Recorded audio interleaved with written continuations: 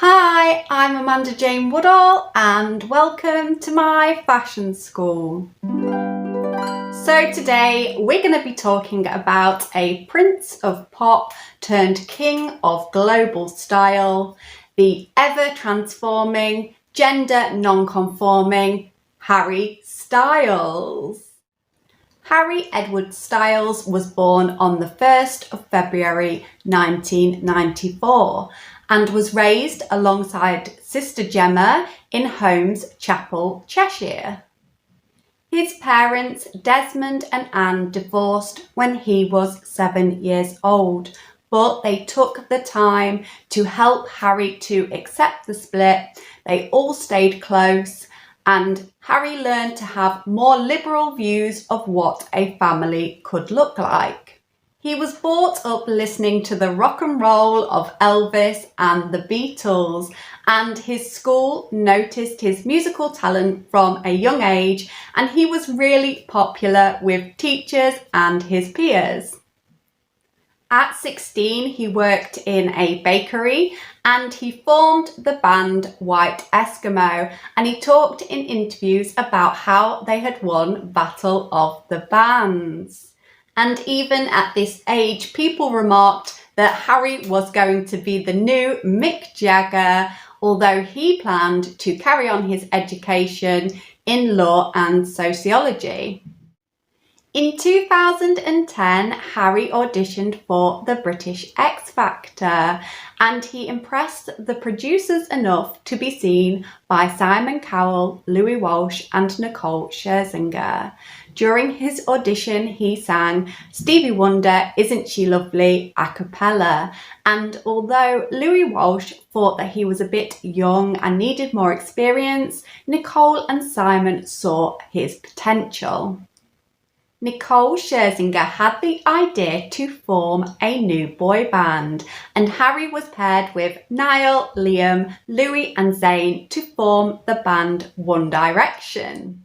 Simon Cowell mentored this boy band throughout the show and saw them rapidly improve in their confidence. They built a massive fan base and ended up coming third place in the show, but then were immediately signed to Simon's label Psycho. He saw a gap in the American market for a Justin Bieber style boy band.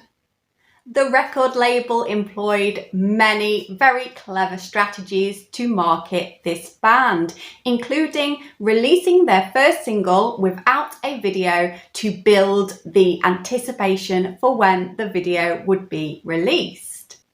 Their first single, What Makes You Beautiful, appealed to their teenage fan base because it had very romantic and empowering themes, and the music video appealed to people because it was very relaxed and relatable, just featuring the lads on the beach.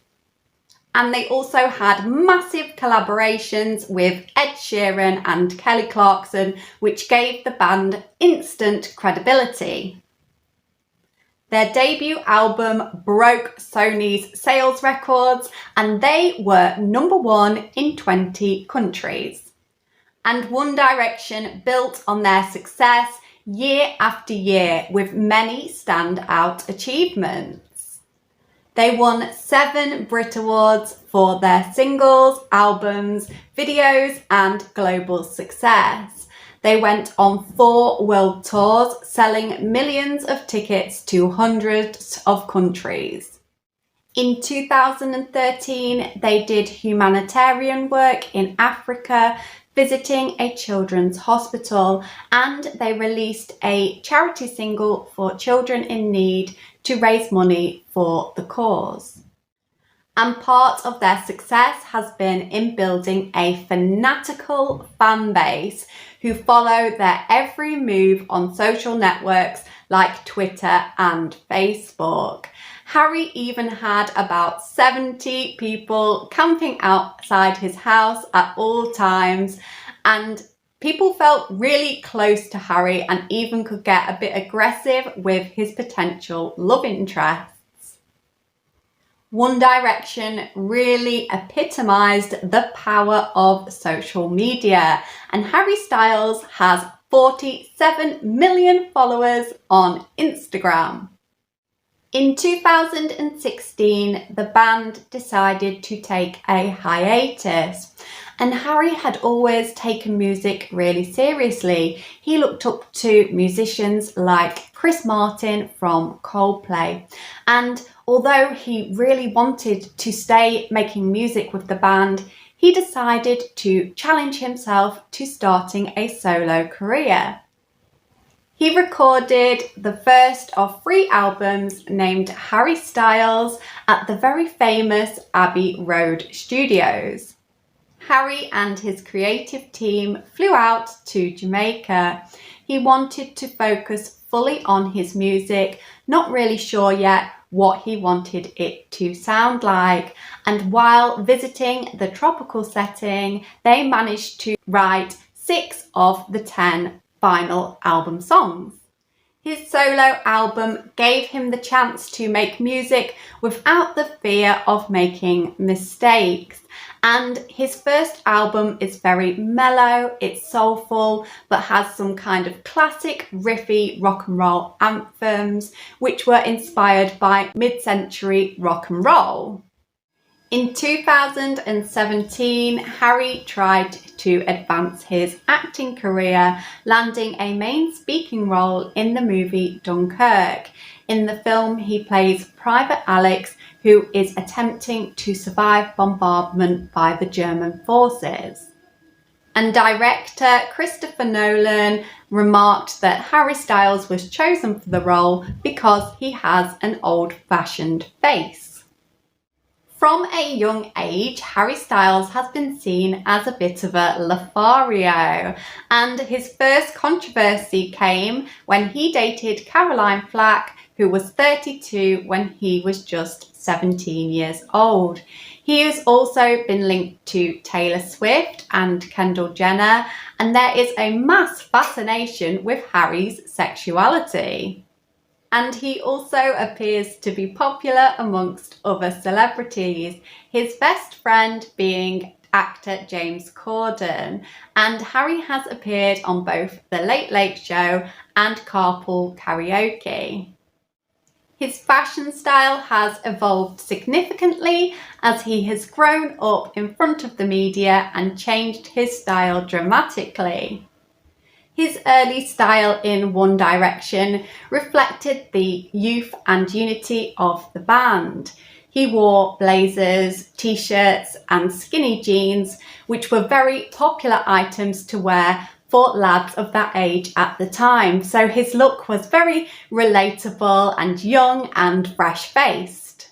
In 2011, we saw Harry make a slightly rebellious statement by wearing a bow tie at the GQ Men's Awards instead of a tie like the rest of the band. Perhaps this was an early signal of his fashion and style to come. And in 2013, he grew his signature curly hair very long and started to wear highly patterned designer suits. And then a symbolic moment happened during the recording of his first album, where he cut his hair into a much shorter version of his signature curls. And perhaps this was him shedding his old boy band image for the future Harry we now get to see. In 2019, he attended the Met Gala with designer Alessandro Michele, and he wore a Gucci New Romantic inspired blouse with lots of ruffles, accompanied with a pair of high heel boots. In November 2020, Harry cemented his high fashion status by appearing in Vogue, wearing ball gowns, tuxedo jackets, kilts, tailored skirt suits and knits. And although the fashion community just revelled in this experimental fashion shoot, he did receive some fearful responses from conservative pundits. And Harry has a collection of 52 tattoos, which vary from sailor style to scrawls to hidden personal messages. And this is a very current trend at the moment, and it's called the ignorant tattoo trend. And we see it on celebrities like Pete Davidson. And although the work looks very cartoonish and simple, it has sentimental meaning to the wearer. His fashion sense is fun and not to be taken too seriously, and he favours designers like Stella McCartney and Alexander McQueen. He also looks really great in Gucci due to their fantastical themes and fancy patterns and prints. He likes to reference past decades in a new, fresh and unique way. And one example was his J.W. Anderson rainbow cardigan that went viral. And he's able to wear very expensive clothing, but his fans can replicate it on a budget. And Harry is now moving forward in his career to new film projects, all with their own controversies, style moments and historical references. And I have a feeling that even in 10 years' time, we will still be anticipating Harry Styles' next move, his fashion, his identity and his presence in the media. So we have come to the end of this video, but I will see you again in my follow-up video where we're going to be looking at a British supermodel.